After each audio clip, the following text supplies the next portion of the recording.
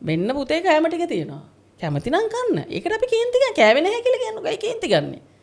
එයාගේ choice එක ගන්න කන්න නැතු ඉන්න එක. එයාට නොකා ඉන්න පුළුවන්. අපි කැම ටික අයින් කරනවා. එයා බඩ ගිනි කිලිල්ලොත් දෙනවා. එතකොට අපිට අහන්න තියෙන්නේ අයි ආ කෑවේ නැද්ද? වගේ. එතකොට එයාට තේරෙනවා මගේ කෑම ගැන මම වගේම දරු නැත්තම් මට කන්න හම්බෙන්නේ නැහැ. එතකොට එයා මේක ඇතුලේ සර්වයිව් වෙන්න ඒක යන පද්ධතිය යනවා. අපිට අම්මා කෙනෙක් කවදාවත් තාත්තා කෙනෙක් කවදාවත් බැඳිලා නැහැ. දරුවන්ට කරුණු ඉදිරිපත් කරන්න.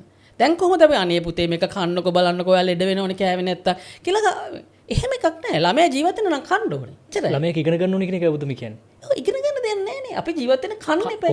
ඒතර ළමයාගේ බඩනේ. ළමයාගේ බඩ ළමයාට බාර දෙනවා මිසක් අපි අරන් හරියන්නේ නැහැ නේ. ඒතර ඒකේ අපේ ඉමෝෂන් එක එකට එකතු කරනවා.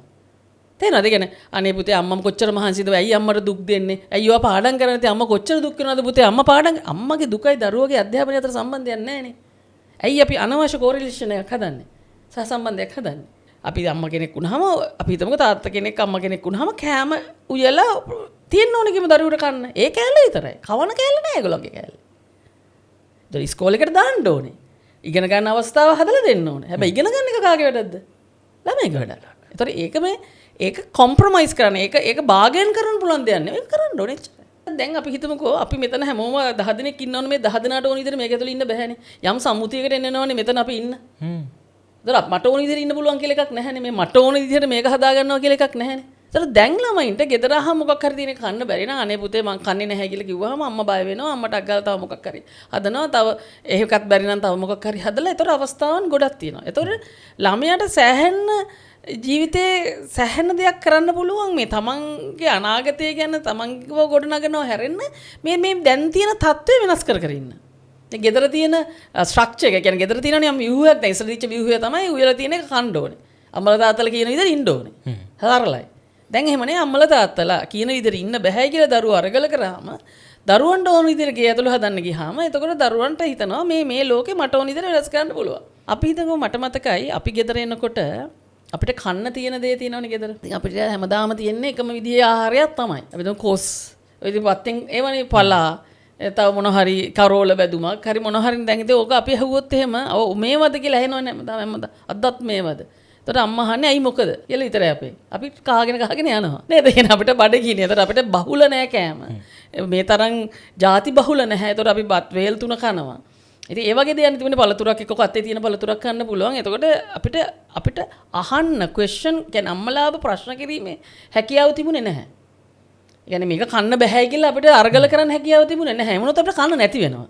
එතකොට අපි තෝරගත්තේ කෑම කියලා කියන එක. එතකොට හරිද? එතකොට අපි ඒක කෑම ඇතුලේ අපිට අපේ ඔළුව එක විදිහකට අනවශ්‍ය තැන්වල දුවන්නේ නැහැ. අපි දන්නවා ගෙදරහම කන්න විල තින්නේ කන්න තියෙනවා ජීවත් වෙන්න තියෙනවා. කවන එකෙන් තමයි පටන් ගන්න ඉස්සෙල්ලාම ළමයාගේ බඩ අපි අයිති කරගත්තට පස්සේ ළමයා කන්න ඕන කියලා කියන එක අම්මලට වගින් බාර දෙන්න. ඒතර අම්මත් එක්ක බාගයෙන් කරන්නේ ඔකයි ඉඳලා. ඒතර අම්මා දුක් වෙනවා සතුටු වෙනවා කියන එක තීරණය අම්මා ළමයාගේ ආහාරය මත උතරින් පටන් ගන්නවා. ඊට පස්සේ අධ්‍යාපනය මත.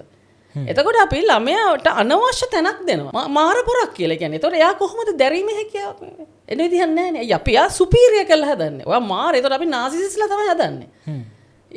තමන්ට තමන් ගැන හරි කාමයකින් ඉන්න ලොකු තමන් ගැන කාමකත්වයක් ඇති කරලා හදන්නේ ළමයින්ව. ඒතකොට මම මාර බොරත් යන්නේ පුතේ ඉතින් මේක කරනකො හරි දෙන්න මහන්සි කරලා මේක ගත්තා. ඒතකොට ඒගොල්ලෝ ඩිමාන්ඩ් කරනවා. අනේ එහෙම නෑ. මෙන්න පුතේ කැම ටික තියෙනවා. කැමති නම් කන්න. ඒකට අපි කේන්ති ගන්න කෑවේ නැහැ කියලා කියනකො ඒ කේන්ති ගන්නෙ. එයාගේ choice එක ගන්න කන්න නැතු ඉන්න එක. එයාට නොකා ඉන්න පුළුවන්. අපි කැම ටික අයින් කරනවා. එයා බඩ ගිනි කිලිල්ලොත් දෙනවා. එතකොට අපිට අහන්න දෙන්නේ අයි ආ කෑවේ නැද්ද? වගේ. එතකොට එයාට තේරෙනවා මගේ කෑම ගැන මං වගේම දරු නැත්තම් මට කන්න හම්බෙන්නේ නැහැ. එතකොට එයා මේක ඇතුලේ සර්වයිව් වෙන්න ඒක යන පද්ධතිය යනවා. ඉතින් එතකොට මොකද්ද වෙන්නේ? එතකොට ළමයි බොහොම ශක්තිමත්ව දරා ගැනීම යම් කිසි දෙයක් Tamanට ඕන විදිහටම දෙයක් නොතිබුණාට ඒක ටොලරේට් කරන්න ඒ පොඩ දරුවෙක් පුරුදු වෙනවා. එතකොට දැන් එහෙම නැති වුණාම වෙන්නේ දරා ගැනීම හැකියාව සම්පූර්ණ නැහැ. මේ පොඩ්ඩක් හයියෙන් රණ්ඩු කරන්න බෑ. දෙන්නෙකුට රිලේෂන්ෂිප් එකක් ඇතුලේ පොඩි ආගියුමන්ට් එකක් යන්න බෑ. දෙන්න හිත රිදලා. නේද? දැන් තරු ළමයි අහනවා මේ අයියම සැරෙන් නිකන් කතා කරන අයියම මට බයින්නේ. දැන් බැනලා නැහැ. අපි බැනුම් අහලා තියෙන විදිහ බැලුවොත් එහෙම. දුවන්න. ඒ කියන්නේ මං කියන්නේ ඒක බයින්න ඕන කියලා කියන එක නෙමෙයි බයින්න නැතුව. ඒතර අපි යම්කිසි විදිහකට ඒ දරුවන්ට ඒගොල්ලන්ට යම්කිසි වෙනස් කරන්න බැරි නීති පද්ධතිය නීති රාමුවක් ඇතුලේ ජීවත් වෙන්න ඕනේ. අපිත් ඒක ජීවත් වෙන්න ඕනේ. අපේ කාටවත් බෑ. ඔය ළමයි කියන ගන්න එතකොටනේ. තේනද අපිත් ඒක කඩකට අපිට ළමයට දෙන්න බෑ. එතකොට අපිත් යම් කිසි ක්‍රමවේදයකට ජීවත් වෙනවා. හරි? එතකොට අපි අම්ම කෙනෙක් වුණාම අපි හිතමුකෝ තාත්තා කෙනෙක් අම්මා කෙනෙක් වුණාම කෑම උයලා තියෙන්න ඕනේ කිම දරුවට කන්න. ඒ කෑල්ල විතරයි. කවන කෑල්ල නෑ ඒගොල්ලෝගේ කෑල්ල. ඒතකොට ඉස්කෝලේකට දාන්න ඕනේ. ඉගෙන ගන්න අවස්ථාව හදලා දෙන්න ඕනේ. හැබැයි ඉගෙන ගන්න එක කාගේ වැඩක්ද? ළමයිගේ වැඩක්. ඒතකොට ඒක කොම්ප්‍රොමයිස් කරන්න ඒක බාගයන් කරන්න පුළුවන් දෙයක් නෙවෙයි කරන්න ඕනේ.